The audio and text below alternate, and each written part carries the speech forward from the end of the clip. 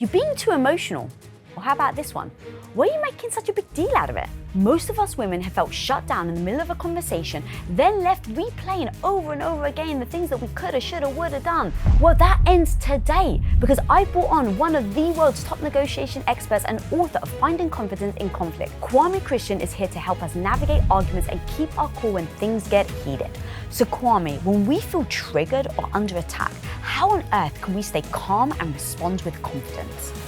A lot of times we struggle in these conversations because we focus explicitly on what it is that we need to say, how we need to say it, but the problem actually starts before the conversation even happens. So it's not an issue that we don't know what to say, we just can't muster up the confidence to say it when it matters. Because we've all been in the situation where we have shower comebacks, where, you know what I mean? Right? Where you bomb in the conversation, then you go take a shower, you're nice and relaxed, you feel good and calm, and then you're like, why didn't I say that? Yeah. I know what to say, I just couldn't say it when it mattered. So in conversations that went poorly, what were those things that happened? What were you thinking? What were you feeling? Were you prepared? Was it a surprise? So you're going to hear me say this term a lot, and it's compassionate curiosity. And it's my mental model that I use for difficult conversations. So the steps are: first, acknowledge and validate emotions. Second, get curious with compassion. And then third, use joint problem solving. And it's the exact same framework for yourself and for the other side. So let's say I know this conversation is coming up and I know I'm going to be triggered. What I'm going to do is I'm going to ask myself the same questions like I would say to somebody else. So what am I feeling? I might say I'm angry.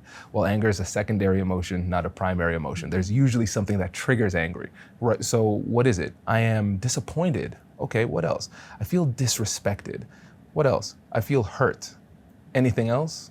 No, that's it, right? So once I get to the end of it, then I can move on. And the science behind this is important because the part of the brain that registers all emotions, that's the amygdala. So that's the epicenter of all emotions. And then we have the frontal lobe, and this is the part of the brain that helps us to think clearly. This is where the prefrontal cortex is. Executive function comes from that too. But there's an antagonistic relationship between those structures. So the more emotional you are, the less clearly you're thinking. Is that why they call it flooded? Yes, exactly. You're flooded with emotions and now you can't think clearly and perform, right? And so that's why in psychology they say you have to name it to tame it. So understanding when you're emotional and actually saying those things to yourself calms you down. Then once you start to calm down a wee bit, then you transition to step 2, which is getting curious with self-directed compassion. Because a lot of times we judge ourselves for our emotionality. And if we start to judge ourselves during that process, it feels bad, so we stop. So we lose control. So you have to be a little bit compassionate with yourself. So why do I feel hurt? Why do I feel angry? Well, this is the 3rd time I'm having this conversation this month. Well, it seems like they're not considering me. Whatever the answer might be, we have to be honest with ourselves. And then with step 3, using joint problem solving internally, we're determining what helps us emotionally in the moment to feel better, and then what we should actually do to solve the problem. So when you actually take the time to go through this process, you get more clarity and more calmness before the conversation even starts. Okay, so now we get to the conversation. Yes. I'd love to read you some scenarios if Let's that's all right. do Let's it. do some role playing. Yes. Okay, so we can go from completely rational to completely irrational in like 10 seconds. Yeah. Because someone had said something that has just touched and pulled at the trigger of your core wound. And so an example is you're having a calm conversation with your partner and then he just smirks and for some reason you end up just yelling, why the hell are you laughing at me? So with the smirking and dismissal, I think that's an opportunity for curiosity. So I think asking that question is good. We have to ask it in the right way. So we can just say, out of curiosity, you're smirking and I don't understand why. Can you help me understand what's amusing about this situation?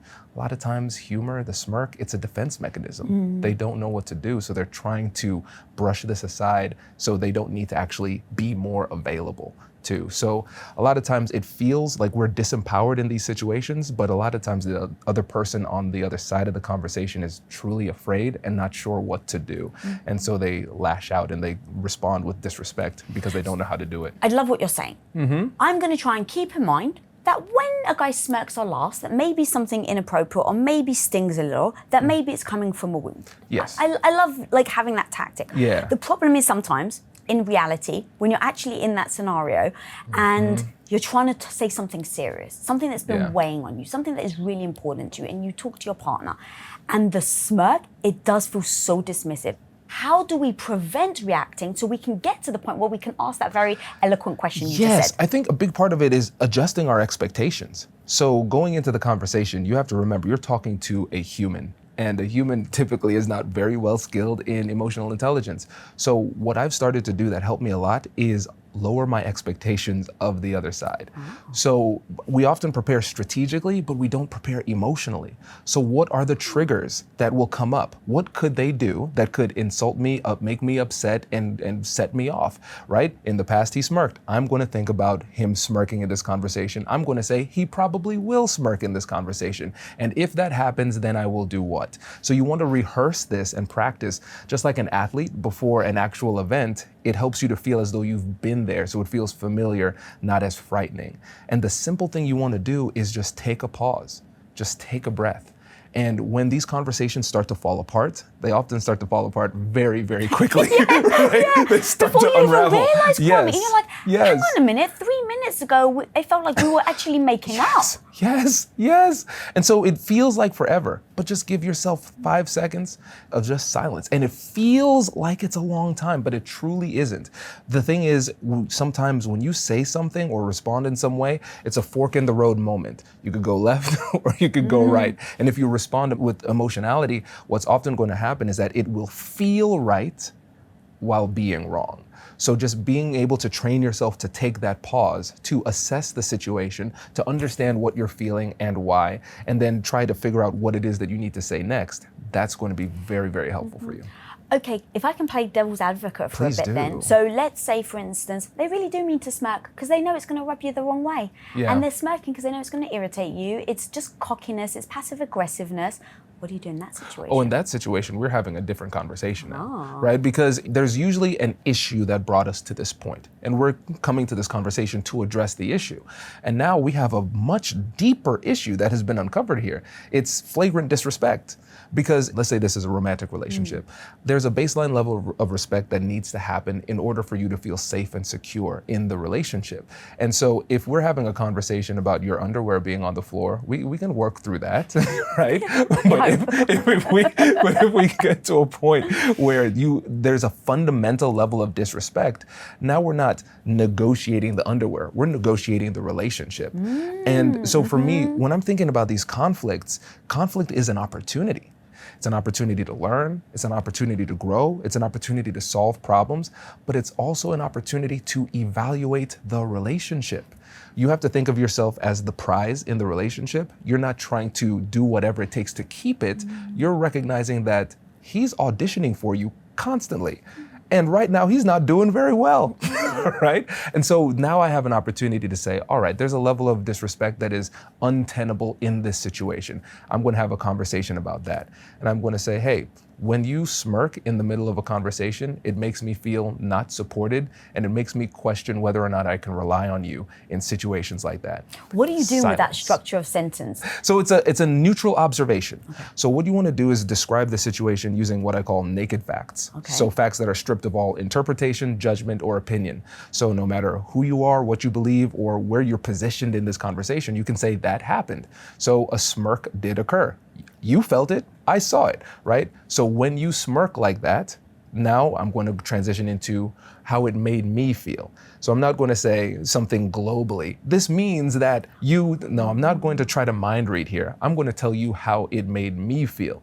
And then I'm going to leave it up to you to determine whether or not you're the kind of guy that wants to make his partner feel that way. And if you are, we have another problem, right? And so it is one of those situations where you create this fork in the road intentionally. So you could either be that bad guy, or you can recognize, hey, I caused harm and come back. And then the third part was? Silence. Oh.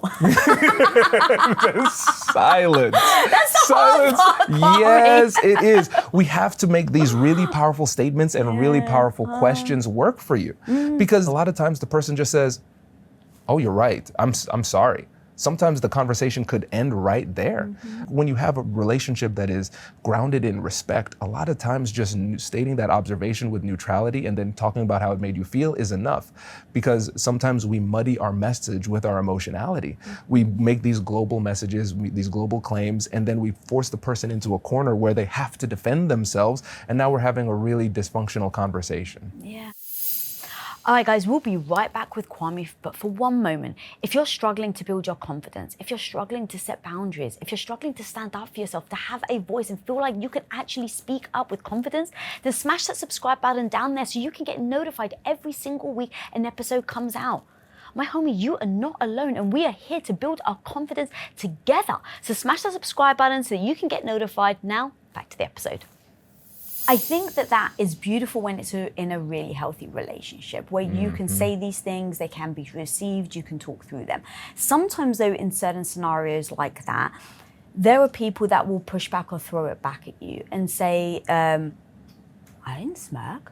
Like, what do you mean? Those become very difficult scenarios where someone's pretending something didn't happen. And so how do you suggest someone handle it in that case? Let's talk about the mechanics of gaslighting too, because we have objective truth and reality on our side. And we are saying something that seems pretty innocuous and then they deny reality. So it really catches people off guard when it happens. That's the first thing. You're emotionally thrown off. And then you're not quite sure where to go, because most of us don't walk around with our personal CSI or FBI that continuously gathers information to establish what reality is, right? And what I want people to do is start to focus on patterns of behavior, because when it comes to manipulation, a lot of times what we want to happen is that gotcha moment where the person says, you got me. Oh my God, it's so true. And you really do. You know, it's like Scooby-Doo, and this is the bad guy, right? But we don't get that satisfaction.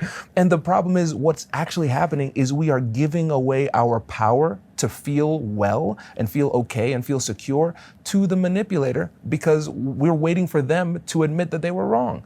And so for a lot of people, I want you to realize that the best way to maintain your power is to recognize that you always have the power to decide what is good for you and what is bad for you. And if you start to see these patterns over and over and over again, then that might be a sign that this is not the right person or the right situation.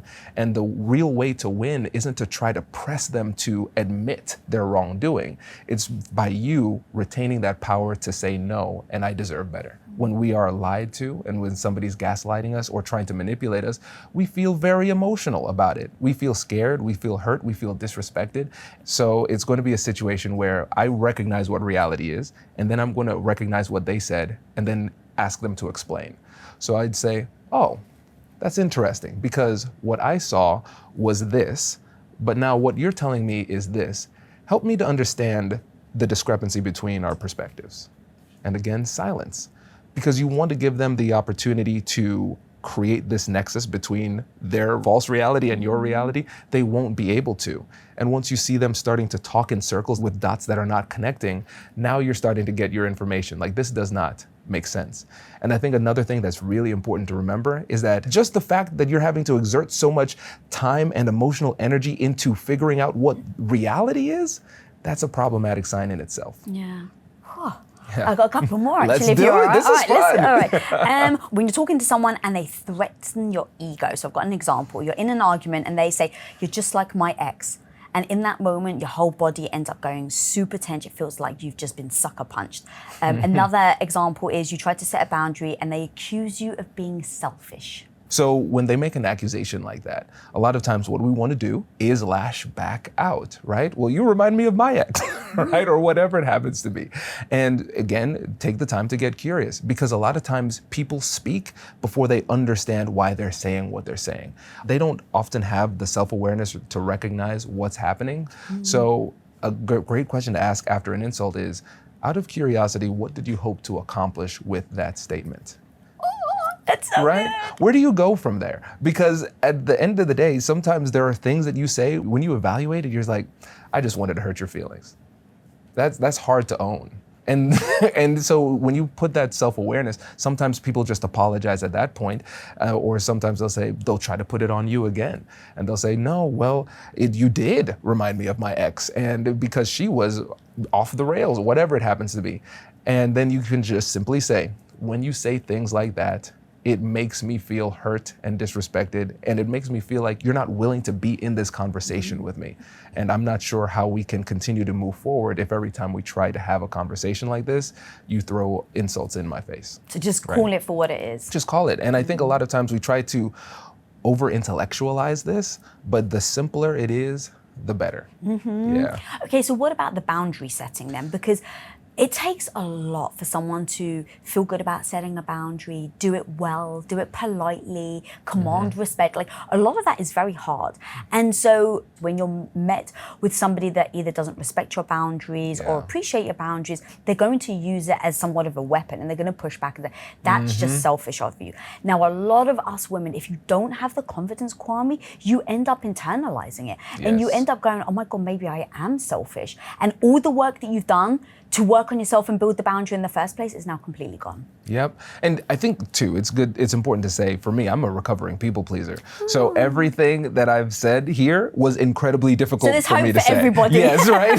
So I don't want to make it sound like it's easy. It took a lot of self-work. And the thing is, when it comes to setting boundaries, that I know for me and for a lot of people, that is the biggest fear. They're afraid of setting boundaries because they are afraid of how the other person is going to respond, and they don't feel comfortable with the potential accusation of selfishness, right? But there's a difference between selfish and self-love. We have to set boundaries. Good fences make good neighbors, as they say. And if the person on the other side is saying that it's being selfish for you to set boundaries, then you have to respond and understand where that's coming from. A lot of times we react without fully understanding where the person's coming from. So think about the word fair. What's funny is that when you're seeing somebody argue, a lot of times one person says, that's not fair, and the other person says, that's not fair. Then what is fair? What does that even mean? So get curious. It's entirely possible that they are a person who thinks that they don't have the right to set boundaries either. Right? They might have been raised by somebody who was constantly compromising for their partner, and that's what they think love is. And so it could really lead to a much deeper conversation where we get a deeper understanding of each other, because there might be something really deep in there that could be a breakthrough point for the relationship too. So true. I normally have like a default now that when someone says that to me, I just assume, oh, they've believed it's selfish, which is why they've never done it. And now they see someone else do it, and it is now a threat to their own identity. Yeah. So how do you actually respond to make sure that you don't negotiate your boundary and that you still feel good about standing by it? Yeah, I think, first of all, if I don't know what to say next, I'll just say, hey, listen, this is a lot for me right now, and I need to take a step back. And you mind if we come back in about 10 minutes so I can think it through? There's no shame in doing that. And a lot of times when there's a people pleaser who is starting to set those boundaries, it can be very awkward if you've allowed those boundaries to be infringed upon for months or years, because it feels like you're changing the game. And you feel that, and let's be honest, the other side feels that too. So in those situations, what I do is this: I admit that. I'll just be as radically honest and transparent as possible. So I'd say, hey, Lisa, I want to be transparent about something. For the past few months, I've been giving you a ride to work, and it's been really tough for me. And I personally have done a bad job of setting boundaries and not letting you know how hard it's been for me. So I really enjoy spending time with you, but unfortunately, going forward, I'm not going to be able to do that anymore. And then we have to anticipate there's going to be a bit of a pushback. There's going to be a surprise, and say, I completely understand why you're surprised. In fact, if I were in your position, I would feel surprised too. And for me, I want to do what's best for the relationship, and it's not fair to you for me to harbor this quiet resentment and not express myself. Oh my God, that's so good. So explain to me what you did there. Right. I want people to be able to take what you just said. Obviously, I would write this as a script. Everyone at home, you need to write that as a script and have it in your back pocket. Like, I literally would rehearse it over and over, like I was rehearsing for a play, so that I can remember it. But in case there's different scenarios, help me understand the template and the structure. So first of all, we own it. Take ownership and then be transparent. So what is it that you're afraid of? I'm afraid you're going to get mad at me for setting a boundary that I should have set before. right? I'll say that, right? So I'll say, I should have done this in the past, and I didn't. And so it's probably going to feel like I'm changing things up on you, and it's probably not going to feel fair, and I apologize for that, because this is a conversation and a boundary that I should have set months ago. And what I've recognized is how I feel more resentment in our relationship, but you're not doing anything wrong. It's me not standing up for myself that's causing me to feel this way. So it's not fair to you for me to feel this way toward you when you didn't do anything wrong. Wow, that was so good. Yeah. So it's understanding what you're trying to get to, acknowledge your part in the fact that the boundaries have been porous. Don't blame them, it is your fault. Yep. Explain that, tell them why it's become problematic, and then why now it is problematic for them and for you and your dynamic. Exactly. Because think about all of the things that you are afraid that they are going to say. You just said it. It's so true. My God, when you put it that simply. It is, because again, these adjustments, they feel big in the moment, but what is worse? Living with this seething resentment that is growing over time, or actually trying to reevaluate the relationship and negotiate these boundaries more effectively? And also give the other person permission too. Because you could say, if you have been suffering silently with something, I want you to feel comfortable bringing it to me, because relationships evolve, people evolve, and I want to make sure that we're having a good relationship, and me harboring this is not the making of a good relationship. That's so good. One other thing I just realized, they should say that they're reading your book. Ah, Like, that's a what good if one. Right? Yes, if it was yes. like, look, I'm reading this book, Kwame wrote it, it's so good. And I'm really trying to work on myself. And he told me that I really need to exude my confidence. So I really want to set this boundary. I might be a bit clunky right now. I think that's a great idea. And it's the awkwardness, but we have to recognize that awkwardness is itself a tool.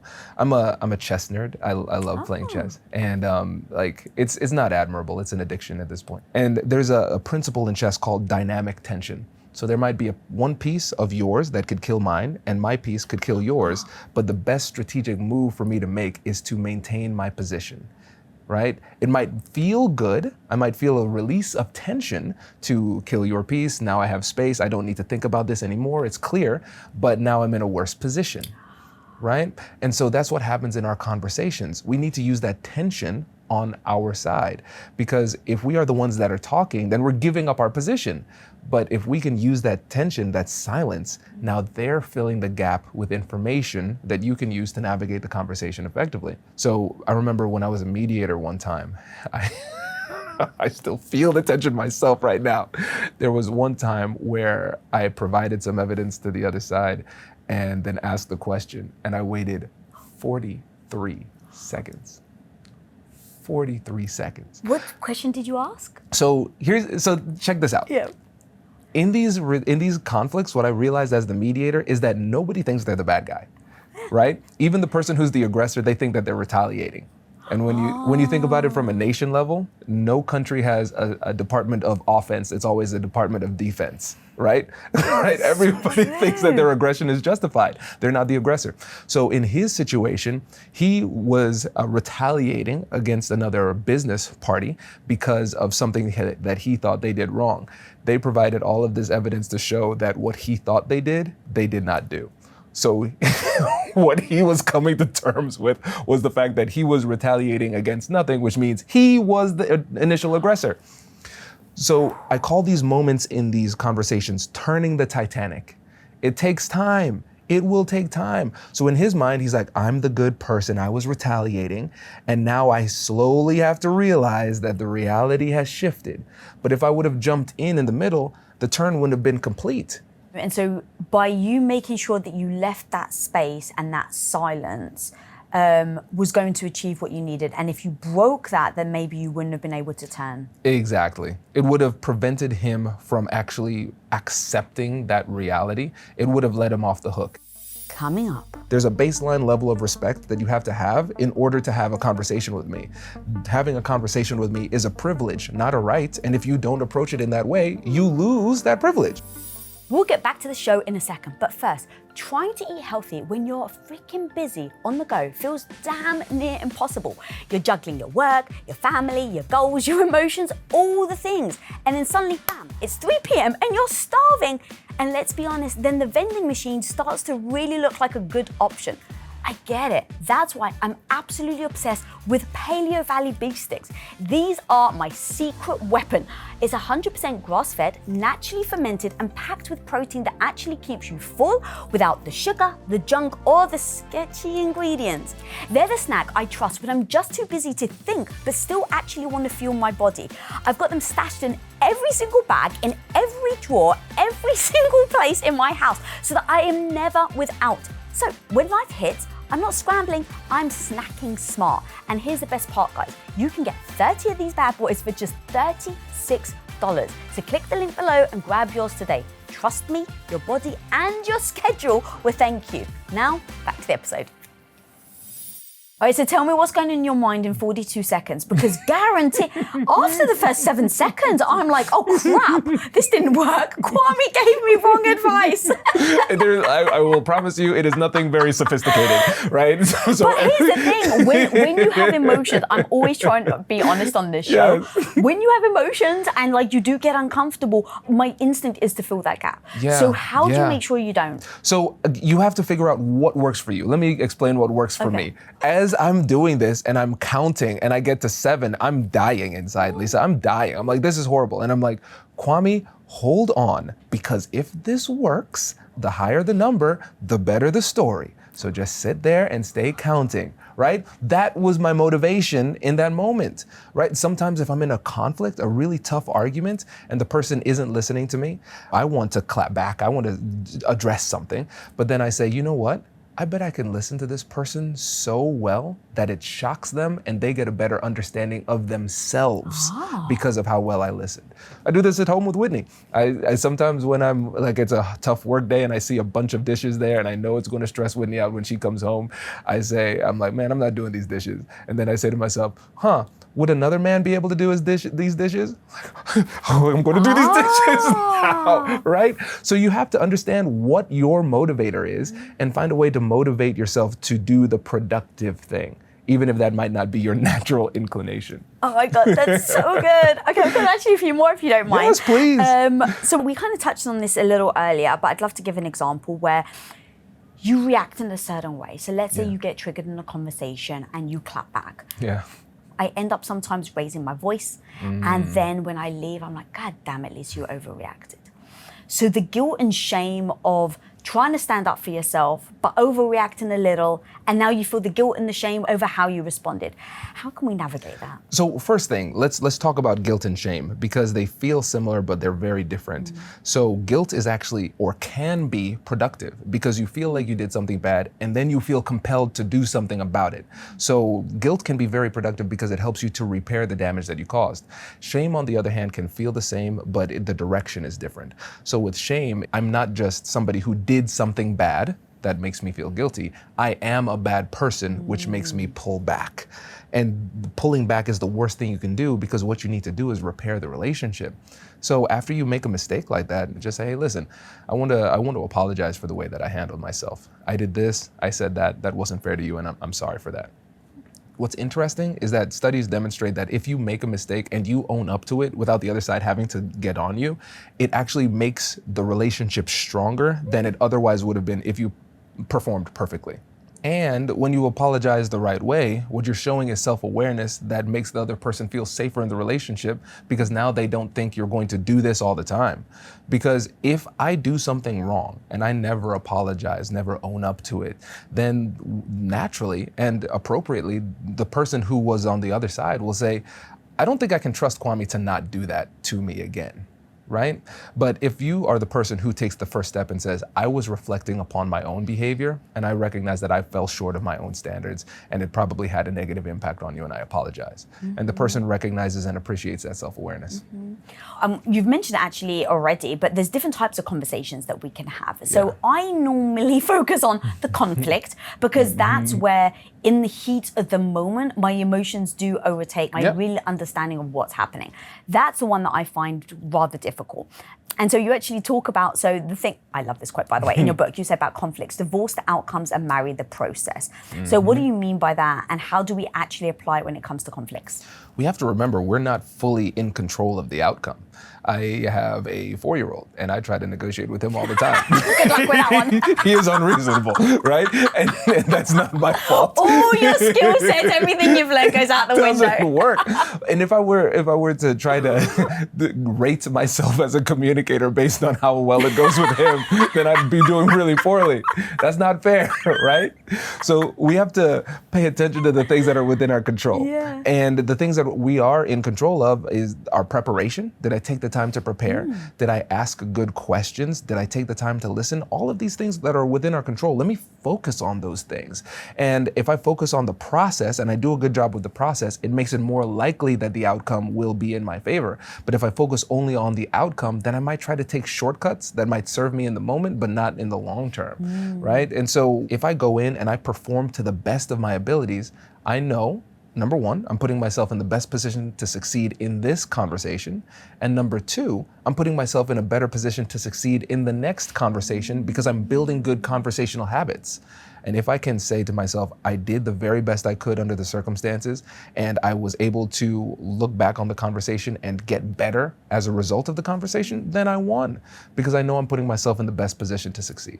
Oh, that's so good. Okay, so moving on now, so we've got the conflict conversation, and then you've got the difficult conversation. So number one priority is once we recognize that there are some challenging emotions in the situation, whether it's you or the other side, that needs to be priority number one. Because like we talked about earlier, if somebody's very, very emotional, that means they're not thinking clearly. It doesn't make sense to send a message to a person who is not psychologically ready to receive it. We've all been in those situations where we know that we're objectively correct, and then it doesn't matter to the other side. Yeah. Oh. You know, we've been married for a long time, right? So we know sometimes the more correct you are, the worse it makes it. Oh my God, it's so true. You've got all the details, you've got the time that it happened, where it happened, who did what. Right. And so we have to realize, okay, there is another issue in the room. It is the emotions. So that's why with conflict, I say priority number one has to be the emotionality. And what's so fascinating is that a lot of times, if you just take the time to listen, empathize, and run through compassionate curiosity in a way that makes the person feel seen and they calm down, the problem disappears. It just disappears because the emotionality was the problem. And sometimes people need some emotional validation, but they don't feel comfortable asking for it. So they feel almost more comfortable starting a conflict or starting an argument to be seen because they don't know what it is that they really, really need. That makes so much sense. Okay, so if you're starting a difficult conversation, you actually have a start convo framework. Yes. So talk to me about the 3 steps to the framework. So first we have situation plus impact plus invitation. So we have to recognize sometimes you're the only person in the conversation that realizes that a tough conversation needs to happen. Oh my God, you're so right. Right? And then you're like stuttering and taking a breath and everyone's looking at you like, what's wrong with her? Exactly. And you're like, isn't it obvious? No, it's not, right? So again, we're going to use situation. We're going to describe the situation using naked facts like we described earlier. And then we're going to talk about the impact it had on ourselves, but then invite the person to a conversation. The invitation is an important but often overlooked part because we're not going to give the person the ability to just dodge the conversation, but we don't want them to feel ambushed either. Because think about you after a long day at work, you might have gotten some really tough calls, you had to make some really tough decisions, you're emotionally exhausted. And now a really tough, significant conversation comes up to you at like 9:30 p.m. You're not in the position to really be there. So you start the conversation by using this framework, but then giving them the option, is now a good time? If not, when can we have the conversation? And making sure they do give you a time so they're not dodging it or avoiding it. Exactly. Got Yes. it. Okay. Makes complete sense. So would you say there's a difference between the truth and the story? Yes. So when it comes to these situations with other people in our interpersonal interactions, we have to recognize that sometimes the other person might believe something that is true to them. You believe something that is true to you. And when I recognize there's a discrepancy between the way that I'm seeing things and the way that the other side's seeing things, is I'd say, all right, I'm going to pretend that this is a story. Because if I think about this as dueling truths, now I'm going to get very defensive, very aggressive, fighting for the truth, which is just my truth in this situation. So now in my mind, what I've done is I'm saying, okay, tell me a story. Tell me your story. So give me an example of how that would actually work. Yeah, so let's use an example with like me and Whitney again. So let's say I thought that she was running late and she thought that we had more than enough time. I'm a lawyer, so I'm very time sensitive. Right? For that sort of thing. You know? And so instead of saying, no, past this time is late, and she says, no, we have more time to do these types of things, I would just say, okay, what is it that you would like to accomplish, and how much time do you need for that to happen? And then I'll talk about what time looks like for me. Well, I have to do this and this, so I actually need to be done by this time. And a lot of times, surprisingly, there's information that I had that she did not have, that she didn't realize that there was some level of urgency, right? So instead of saying, you're late, you should have been faster, instead, let me figure out what her story is. Let me figure out what my story is. Now, how can we meld this to figure out what the future needs to be? And a big problem people have in relationship conversations is that we dwell in the past more than we need to. And it's not that the past doesn't matter. It does matter, but it doesn't matter as much as our future. So we should use the past to inform what challenges we might run into in the future. And now we have an opportunity to work together to avoid the challenge that we had in the past in the future. That's so good. One other thing, actually, as you were talking is, do you think it would be useful for you guys to talk about what time means to you? Yes. Because as you were saying it, it's like, I feel like you guys have different meanings of what time is. I mean, I have the same with my husband. He hates it that I'm late, and I'm always late. Yeah. So the joke I have with Whitney is, the difference is, I believe time exists. That's the problem. And she doesn't. She does not. But that's a bit of a problem. But what's been helpful is that when it comes to time, it's so funny. It's like the polar opposite, because I'll walk past messes, and then Whitney doesn't know time exists, right? And she's very sensitive to the messes, and I'm very sensitive to the time. Yeah. And she's like, I just don't recognize the time is passing. I don't realize it. So now she sets alarms. You know, so it's oftentimes really simple solutions, but not focusing on who is right and who's wrong. Yes. It's not right versus wrong. It's your way versus my way, and we need to work together to find our way. And what was really incredible with those two scenarios is that when I stopped blaming Whitney about time and Whitney stopped blaming me about like cleanliness, then we were able to just say, hey, this is what the standard is for me, and it would really be helpful for me and my emotions and my mental health if you could do this. I don't need you to agree that it's the right way to do it. I just want you to be willing to do it for me. And once we were able to just remove the blame, then the defenses went down and we could have a conversation. So instead of you versus me, it's us working together to find our way. That's so good. And then the right or wrong thing, you put judgment on it, don't you? Yes. Like, I was brought up to always make the bed. No matter what you do, no matter how busy you are, you make the bed. My husband was brought up to never make the bed. So when we first met, I so looked down on him, if I can be so honest. I was like, who doesn't make the bed? Like in my head, I really was judging him. And so I thought I was right. And so I don't want to say shame him, but I wasn't very nice about not making the bed. I was like, how can you function without making the bed? When you do it in that tone, you do it in that way, you're not making your partner feel good about themselves. Exactly. So eventually it came down to, I was like, what does making the bed mean to you? So he said, I'm so limited on time. He's like, his number one priority is learning. Like, he loves to learn. And he's like, he doesn't believe in God. So he's like, only have one life. I want to learn as much as possible. Making the bed takes me 3 minutes to make. It takes me 2 minutes to unmake it, because he has to like pull out the covers, because I tuck it all in and pull all the pillows around.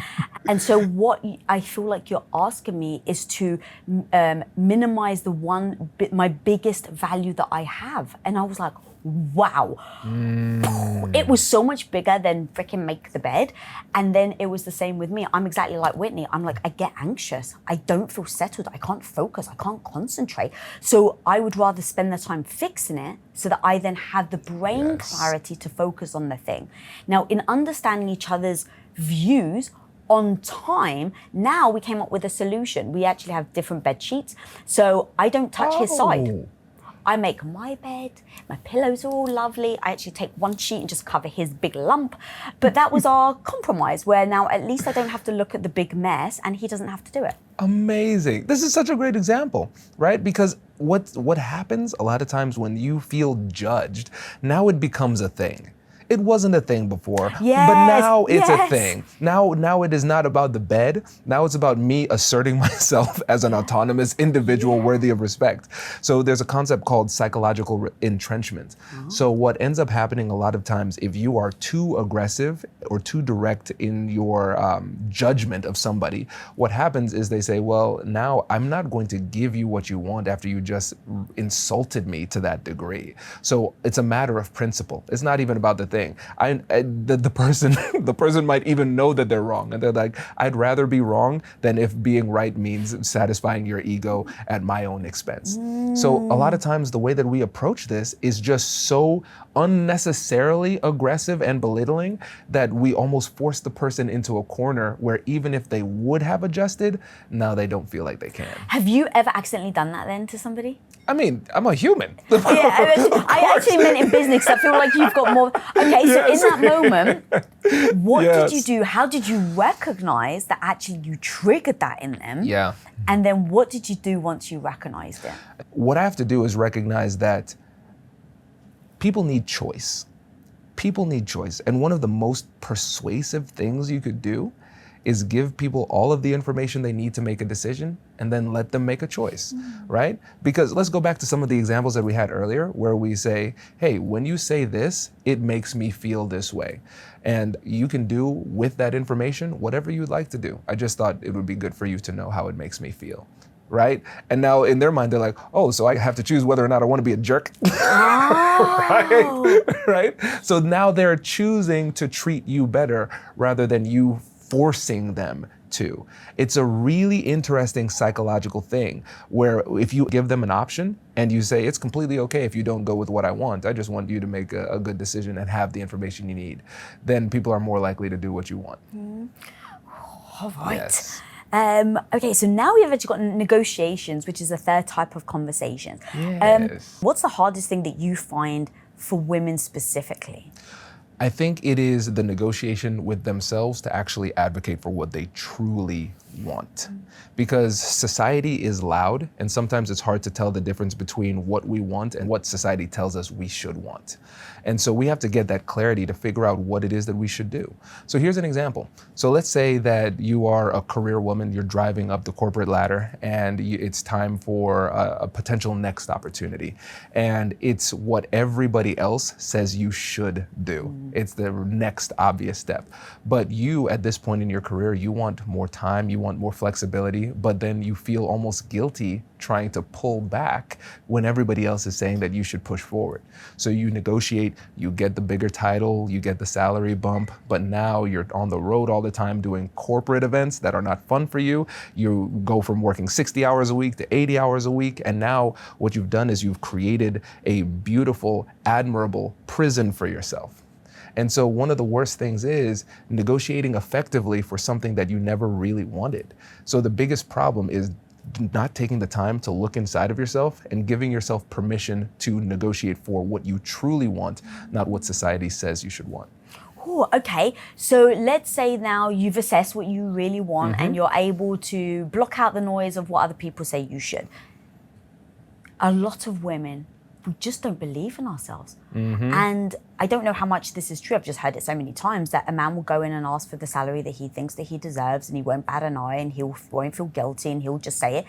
Women will undervalue themselves. Yes. How do we start to focus on what our real value is and never negotiate our worth? Because I think that's something we do often. Yes. And so what's really interesting, Lisa, is that it is something that is focused on ourselves but doesn't extend out to other people. So for instance, you might have a woman in a negotiation who exhibits exactly what you described. They are not willing to value themselves appropriately. They won't advocate and ask for what it is that they want and deserve. But if they were to see another woman in the exact same situation, they would be, listen, go get it, ask for more, you deserve it. And so it's not that they don't see it, it's like they don't see it in themselves. So when I've been coaching women in the past, one of the things that I've triggered them to do is say, all right, don't think about yourself as negotiating for yourself. Think about yourself as negotiating on behalf of everybody else who wins when you win, right?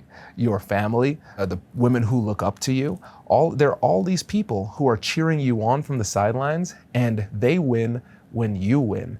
Do it for them. And so a lot of times when they focus on that person or those people, then they advocate for more. I remember working with a woman who was negotiating nonprofit donations. And what I told her to do is, when she was on the phone making these calls, put the picture of one of the kids that you were advocating for on that, I was like right in front of them, and just look at that child the whole time. And that is what made them push forward. And then psychologically, scientifically, when you are thinking about people that you care about, it floods your body with oxytocin. That's the love neurotransmitter, right? It's what you feel when you hug people. But what's interesting is that there's a flip side of that. It doesn't just make you feel more open and more connected, it also makes you feel more protective. So think about the mama bear mentality. Right? I mentioned this in the book. Sometimes a woman might feel struggle advocating for herself, but she would not worry about advocating for her kids at all. So she knows how to advocate, just not for herself. That's so true. And the people pleasing, because you're more likely to advocate for someone instead of trying to please the person you're talking to. Exactly. Yeah, oh my God. So my sister actually, she finds it very hard to advocate for herself. But if you said you need to advocate for me, she wouldn't hesitate. You would see the strongest woman on planet Earth. And so that idea that someone has it in them, they're just unable to advocate for themselves specifically. Do you think that almost goes back to the topic that we were talking about being selfish, where it's easier to advocate for someone else because no one can call it selfish? Exactly. That's exactly what it is. And we have to figure out what that gap is for ourselves and get really clear. I love learning this stuff, but I also love learning why are we like that in the first place? Because I think for me that very much helped not put the shame or judgment on me, instead of being like, oh my God, Lisa, you're so pathetic and you're so terrible at negotiating and what you could do better, right? Like I'm beating myself up. Going back to the why then allows me to not beat myself up. I just take it as truth. And now what am I going to do about it? You talk in your book about the Barbie and the sports. I found this fascinating. Yes, and I will say, Barbie has advanced now. Oh, yeah. This is Barbie me growing up. Back in the day, right? And so when girls are younger, they're focused on playing games that are more social and collaborative in nature. But when they try to transition to playing some sports, let's say a girl tries to play with the boys, a lot of times a well-meaning adult would say, oh, no, Lisa, go play with the girls, do something else. And so they're steered into this direction. But boys are taught to be competitive, and that competition is cultivated to the point where it's like a badge of honor. So if, I know it's funny when I would say this in front of an audience, all the guys, they just bust up laughing. I say, so guys, if you're doing a sport and you win, is that good? They're like, yes. Okay, now if you're playing a sport and you win and the other person cries, is that better? And then they laugh because we're taught. Did one guy even yell or something in your book? You wrote about that story where the guy's like, that's even better. Yes, let's do it. I'm like, why are we like this? But all men are like, yeah. We're socialized that way, right? But then on the other side, women are penalized for being more competitive. Yeah. So they are bred to be more collaborative and help other women, help other men, help their family, help society. Play nice. Play nice. But don't you dare help yourself. That's not ladylike. That actually makes a lot of sense of why we women find it hard to advocate for ourselves. Cool, now at least I understand it. Yeah. What am I going to do differently? How am I going to unwind it? And that's where I think like your book and everything that you write and what you've spoken about today really helps that second piece, because we can't go backwards but moving forward. What can we do? Exactly. And one of the things I always say is that the best things in life are on the other side of difficult conversations. And when you realize that, we can look at it in a negative way and say, oh my gosh, I think back to all the conversations. I didn't say what I needed to say and everything. Let that go. Take that as a stepping stone of understanding to say, but I've still got a lot of life in front of me. So I can start shaping my life, shaping my relationships in ways that are really meaningful and impactful to me. And that's really exciting. Yeah. One of the things you put in your book that I love, you say that most people are negotiating with the inner toddler. Yes, I'll take it a step further too, because most of the time we are negotiating with our own inner toddler and somebody else's inner toddler. Oh, it's true. Yeah. Yes. And I think what we have to do is just treat ourselves with the same compassion that we would actually treat a child with when we're doing our own internal self-work. So instead of judging myself and shutting myself down and feeling bad about it, I can say, okay, this is an interesting way that people pleasing is showing up. Once I come to these realizations, I tell the people that I care about it. I'll tell my team, I'll tell my wife, I'll tell my friends. I said, hey, this is how I was thinking about things. This is how I'm going to think about it going forward. Call me out if you see it coming back. And so now I have a little bit more accountability. And so even if I want to slip back, I know somebody's going to call me out on it, right? So that's been helpful for me. Okay, so you assess your inner toddler is the people pleaser. You start listing them out, so you know that person's going to show up in the negotiation. How do you assess the other person's inner toddler? And I think, well, first of all, again, going back to setting expectations effectively, I go into these conversations assuming that I will at some point see their toddler. Yeah, I am assuming that would happen, right? Is that only in negotiations, or is that in any discussion you have with someone? Any difficult conversation. Because whenever somebody's pushed, they start to feel emotional. Sometimes that's when they start to regress in different ways. And it helps me to be a little bit more compassionate, because it helps me to realize, like, hey, this is not about me. A lot of the things that we see in other people that come at us are not necessarily about us. So it helps me to step aside and not take things as personally. So first of all, it's the grounding nature of it, because the more emotional you get, the less strategically you will act in the conversation. So by going in there expecting that I'm going to at some point meet their toddler helps me to stay grounded. And so instead of being scared or triggered by it, I say, there it is. Okay. And it seems like it somewhat will explain if they have a heightened emotion that doesn't necessarily match the discussion. Yes. And that's a telltale sign, where you're talking about somebody's underwear on the floor, you're talking about the way that they drove that was reckless, whatever the thing happens to be, but they take it to another level that is different from how they typically respond. Again, respond with curiosity. Well, that was interesting. I wonder what that was about. So using compassionate curiosity, you can say, hey, I can tell this is really bothering you. Can you help me to understand where you're coming from in this? Where's this emotionality coming from? And just start to dig deep. Instead of taking it personally and immediately either clapping back or getting defensive, just say, all right, this is an opportunity for me to learn a little bit more about where this inner toddler is coming from, so I can actually start to solve for the right problem. That's so good. One other thing you say in negotiations, which it actually made me laugh, you're like, the one thing you gotta do. And I was like leaning in because I listened to it. So I was like leaning in. I was like, what are we gonna do? And you're like, ask. That's it. And I was like, oh yeah. I guess we don't do that. We don't do it. And what's really funny too, Lisa, is that sometimes we will say everything but the thing that we need, right? Yeah. Because again, we're so uncomfortable with asking. And so even when we do push ourselves to have the conversation, we still don't do that last part, which is ask because of the fear of rejection. And the fear of rejection, we kind of gloss over it, but it is a fundamental human thing. And it's important that we have it, because think back to our prehistoric days. If we were rejected from our tribe, that's a death sentence. We're dead, right? So that's inbred in us.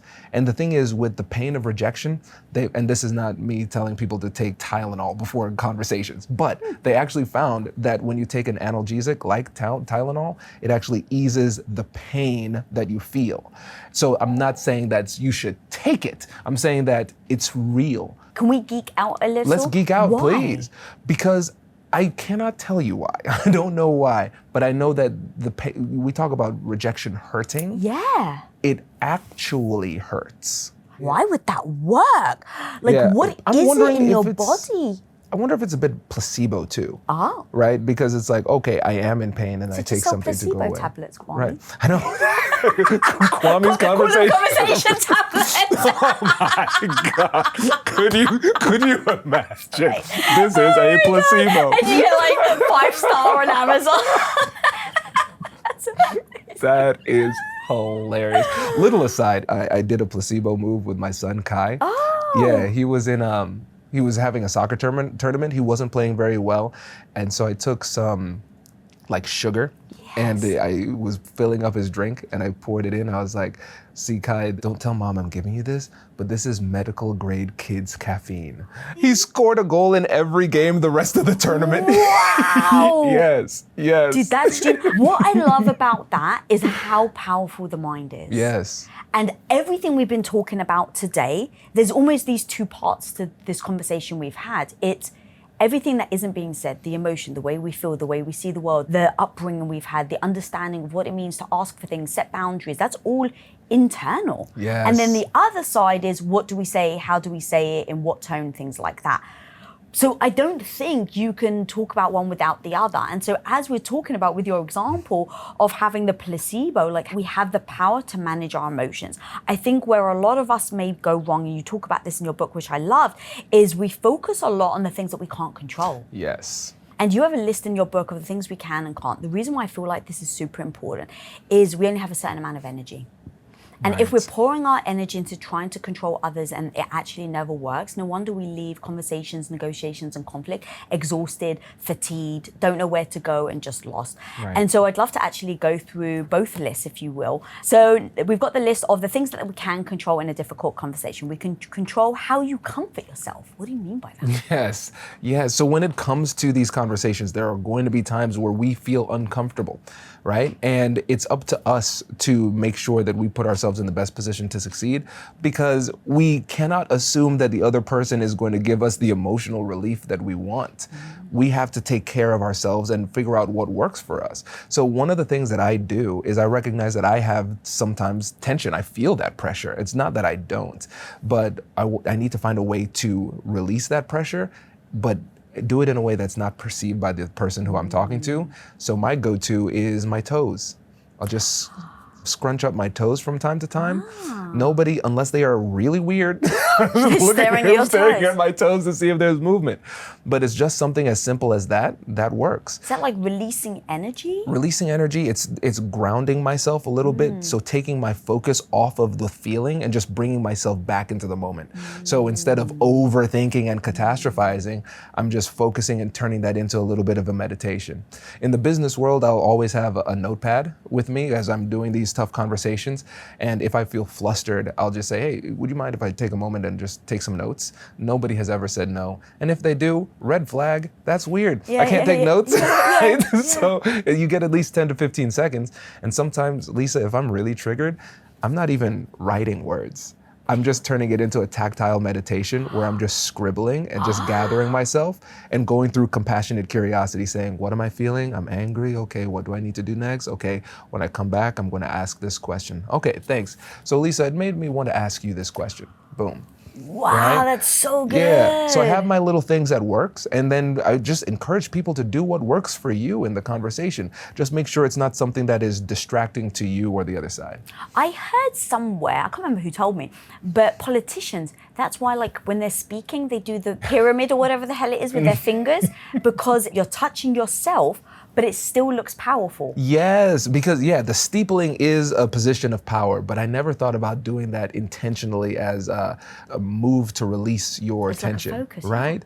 Because otherwise it will release in some other type of way. So there are parts of our body that have more nerve endings. And so let's say if it's a business meeting, a man might start adjusting his tie because there are a lot of nerve endings right near the sternum.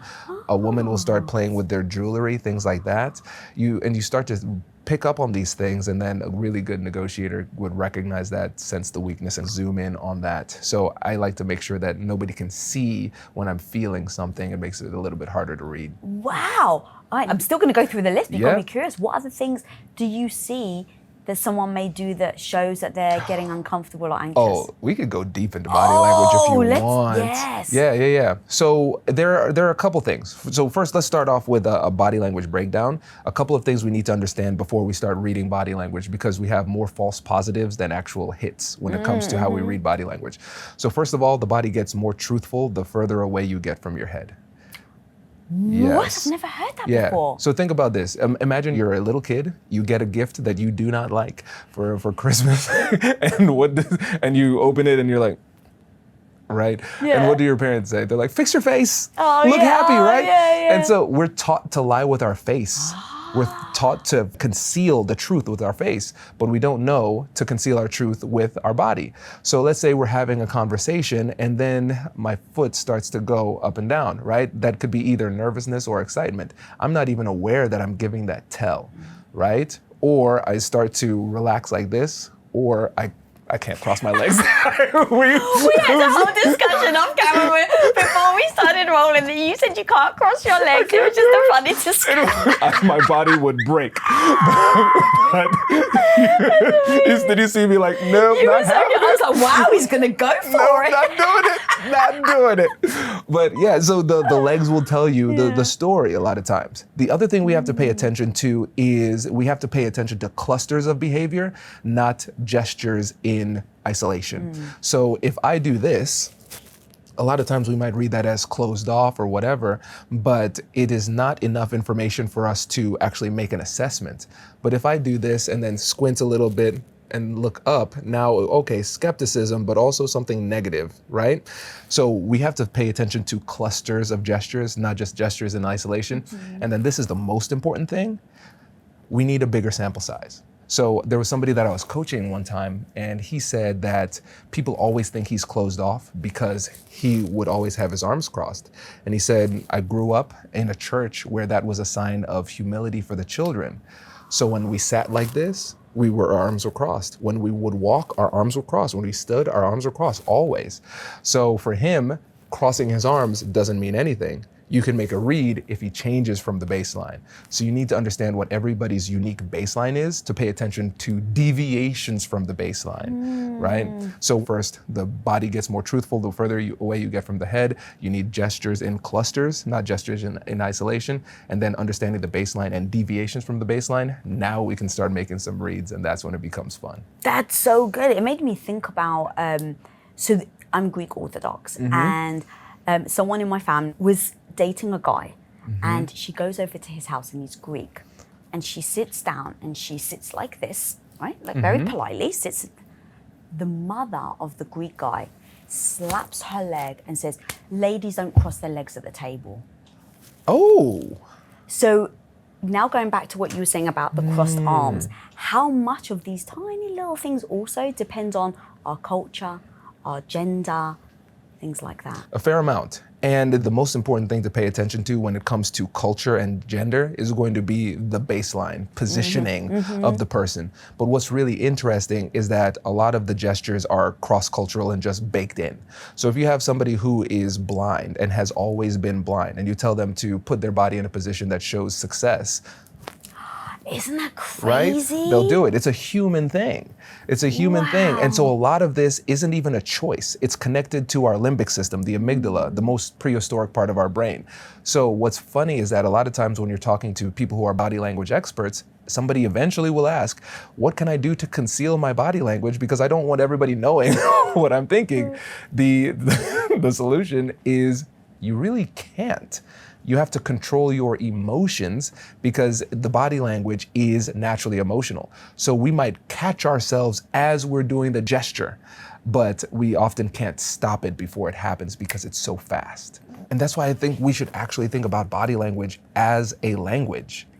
Right? Because people's bodies are screaming things to you all the time. And think about how important this could be in a relationship too. When you're having these tough conversations, you're not just paying attention to what the person is saying, but what their body is saying. Because if you have a discrepancy between what the person is saying and what their body is saying, their body is telling the truth. Yes. That's such a good way of thinking about it. And so for me as a negotiation expert, you can't be a negotiation expert without being a body language expert. And so what I've recognized is that it's good to be able to know these things, but sometimes, especially if it's more intimate in nature, sometimes you have to learn how to turn it off because somebody is showing something with their body that they don't realize, and they would prefer to keep it to themselves. So you have to learn how to pull some of those punches sometimes because it would push somebody to be a little bit more vulnerable than they're ready to be. I've never thought about it like that. I've always thought it's like, I'm connecting with you. Oh my God, I see that you're uncomfortable. Like, how can I help? Like, I'm Yep. always thinking like, oh my God, I spotted it. This is great. Now I can actually communicate. Yeah, but they're like, I was trying to hide, and now she read my mind. Oh my God, yeah, so true. Okay, thank you for breaking that down. I love geeking out. Okay, so now we'll actually go make sure that we go back to the things we can control and things we Yes. can't. So you said how to comfort yourself. Number 2, the things that we can do is what we say, Yep. how we say it.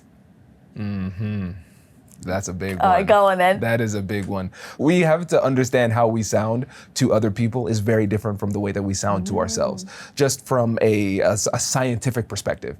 So think about, they hear our voice as the sound waves reverberate through the air.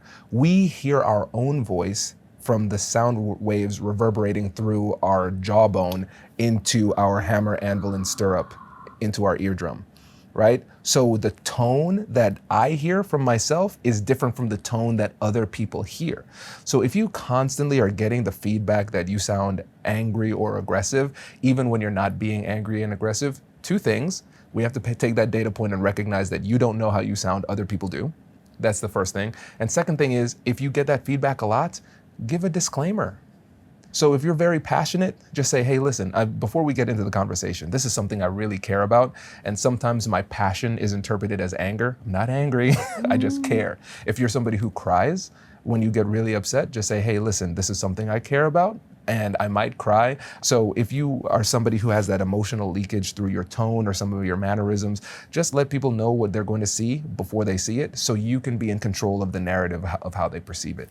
I think that's very important to know what is your goal, and in the way that you're handling, are you getting there or not? And if not, you have to look at your habits that you're using. And so for me, I don't take that as a negative. I take it as a wonderful constructive feedback that allows me to adapt myself in order to change to get to my goal. Absolutely. There was somebody that was a podcast friend of mine, and she is an Italian woman from New Jersey. Oh my God, she's spicy, right? Oh yes. And so she said there was somebody who was transitioning to another role, and she left this whole booklet for the next employee who was replacing her. And she said on the last page there was a note that said, "Luann isn't yelling."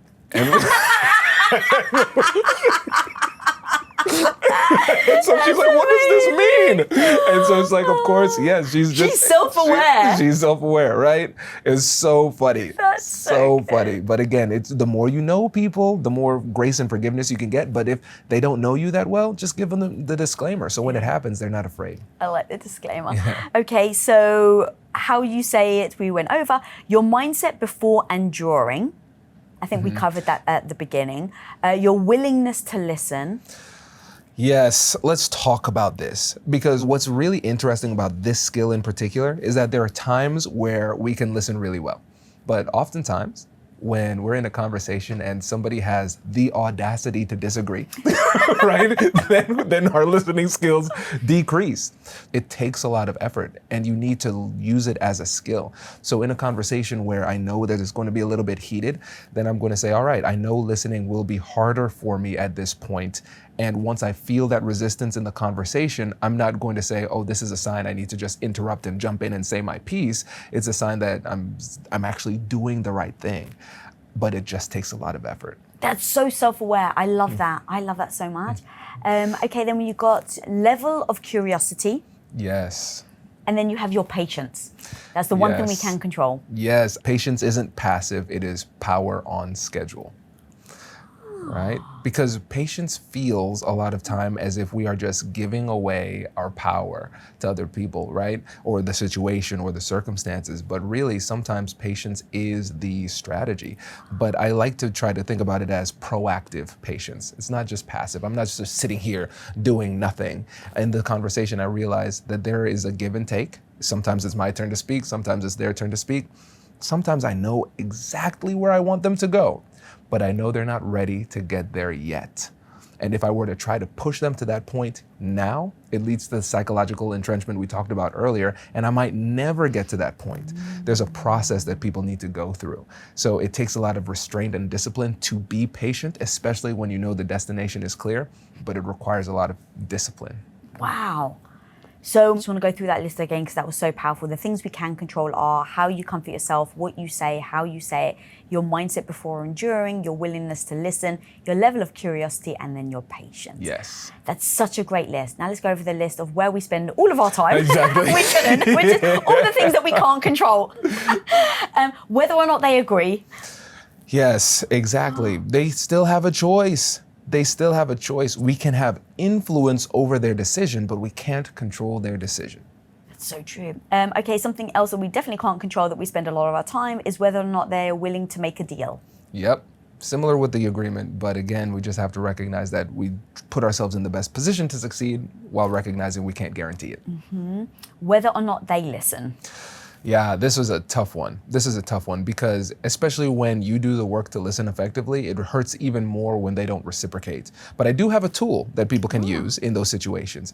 So for me, again, the competitive mindset, I say to myself, all right, if this person doesn't listen, that is unfortunate. It probably means they don't have the skill of listening. So I'm going to listen so well that they learn how to listen through this, because listening is often reciprocal in nature. And if that doesn't work, what I do is this. I'll say, Lisa, I apologize. I don't think I'm doing a good job of explaining myself. Out of curiosity, how would you describe my position?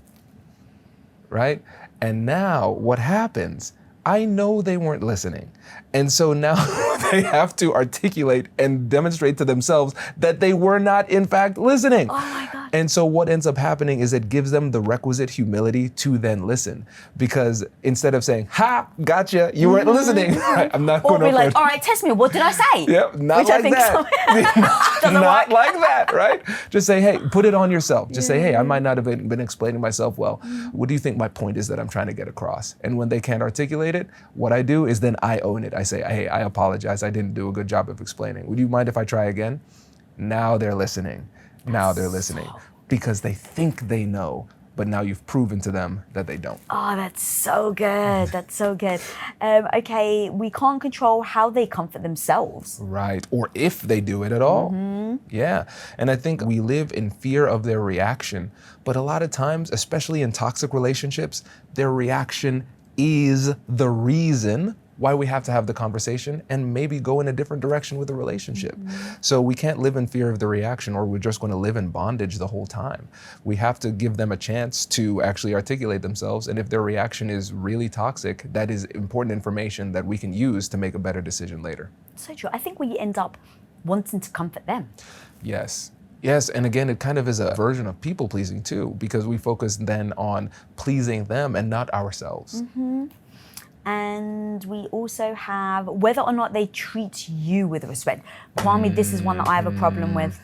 I feel like if you're in a conversation and someone's disrespecting you, what I would do is either say, you need to show me respect or I'm leaving. Maybe not articulated that way. I'm a bit of a bull in the china shop. Because what you're doing is you're offering an ultimatum, but you don't want it to sound like an ultimatum. And here's the thing about ultimatums, they're not that bad if you're not trying to control somebody. Because if you're in a relationship and you're being mistreated, the ultimatum is this relationship ends if you do not treat me well. Oh, that's not a bad thing to do. It's usually a boundary, but sometimes people will frame it as an ultimatum in an attempt to control you and stop you from setting your own boundary, right? So one of the things that I do is I say to myself, going into these conversations, there's a baseline level of respect that you have to have in order to have a conversation with me. Having a conversation with me is a privilege, not a right. And if you don't approach it in that way, you lose that privilege, right? And so when it comes to assertiveness, really what you're doing is you're teaching people how you want to be treated. That's really it. So in those conversations, if you don't feel like you're being respected or you don't feel like they're listening, then oftentimes what I've done in the past is I just say, hey, listen, it doesn't seem like this is a good time for you to have the conversation. Let's pick this up later. And what happens is they say, oh, they saw I was disengaged. Oh, they saw I was on my phone. Oh, they saw I was being disrespectful. And now what often happens? They usually don't say, okay, bye. They usually say, no, no, no, come back, let's do this, right? Now the power dynamic has shifted because it's not you begging for them to respect you. It is them begging you to come back. Now you have more power in the situation, right? And so that is a really powerful way to shift the dynamic without making it seem like you're the aggressor in the interaction. Wow, so you would never say to someone, I feel like you're being disrespectful right now. I would say something more like, hey, it doesn't seem like this is a good time for you to have this conversation. And they'll say, well, why? And I said, well, I've said the same thing multiple times, and it doesn't seem like, for whatever reason, like it's sticking. So you might be distracted or you might be focused on something else. When we have a conversation, I'm really, really focused on you and paying attention and listening. And I just want the same for you. And it doesn't seem like you could do that right now. So let's just come back later. Because when you say disrespectful in that situation, the natural obvious response is, I'm not being disrespectful. And now it triggers a lot of defensiveness. So they're not coming to you, they're coming at you in that situation. Either they're coming at you or they're just becoming very defensive. My goal in this maneuver is to make them come to me. Oh, that's so powerful. What I just realized in real time is our goals were different. Your goal was to get them to come to you. My goal was to almost like put a stake in the ground and be like, I will not accept this type of behavior towards me. Yes. Now, it's a little righteous. I almost feel it as I'm saying Exactly. Yes. Here's the difference. Because in this interaction, the way that I'm approaching it is, I give myself all the respect that I need. And in this conversation, I just want to have a conversation. You now do not have the capacity to give me what I want, so I'm leaving. But in this situation where you're saying, I need you to respect me, that means that if you don't respect me, then I feel some level of deficiency. So I've given you the power of my well-being. Oh, I just need to sit with that for a second. That's so powerful. You've really shifted something in me. It really came from insecurity as a young girl that I never had my own back. So I kind of felt like over time, building my self-esteem, building my confidence, not allowing to be in a dynamic where someone's going to disrespect me over and over again. I had an abusive ex-boyfriend, like all of this stuff. I think it was my way of being able to feel like I could stand firm. Yeah. Like no one gets to tell you what to do. Yeah. And that felt, I went from feeling completely powerless to then feeling like I have finally the power. Yes. And so I think, you know, like the pendulum swings too hard the other way. Yep. I think the pendulum swung too hard the other way. It helped me build my confidence in every area. Like it allowed me to get in front of the camera, build a business. But in what you're saying, it just hit me. My goal at the time, it helped me pivot, but it no longer serves the goal that I'm looking for now because I feel very secure in myself. I feel like I can absolutely respect myself. Yes. So this is a great breakthrough. Wow, thank you. No, my pleasure. And I even think about times where sometimes you can be motivated to prove other people wrong. I'm going to show them. They didn't think I can do it. God, now yes, I can do it, right? yes. And then you realize, wait a second, I'm doing this for them. They still own me, right? When I started to realize that, I said, wait a second, no, I need to do things for me. And the true power is indifference, right? We have love and hate. The thing that's worse than hate is indifference. Because if I hate you or don't like you, then there's still some connection. But the ultimate flex is not caring at all. They don't even register, right? And so bringing it back to this conversation about respect, I don't need other people to respect me. I respect myself. But what's really interesting is that the more you respect yourself, the more you're showing other people how they should respect you as well. Ooh, dude, that's a mic drop right there. Kwame, this has been so wonderful. Thank I've you. learned so much from you and your book. So where can people find you, the content you're doing, your Yes. book and all of the good stuff? So check out the podcast, Negotiate Anything. We have a meager 1,600 episodes under our Jesus! Wow! Yes. Yes. Is that all? 1,600 episodes. smokes. Yeah, my realization is that when it came to communication, negotiation, a lot of times it was described in ways that people couldn't connect with. It seemed so academic, so foreign, and so scary. So I wanted to really create as much free content as possible to help people to live their best lives. That's it. So that's the podcast. Check me out on all of the socials.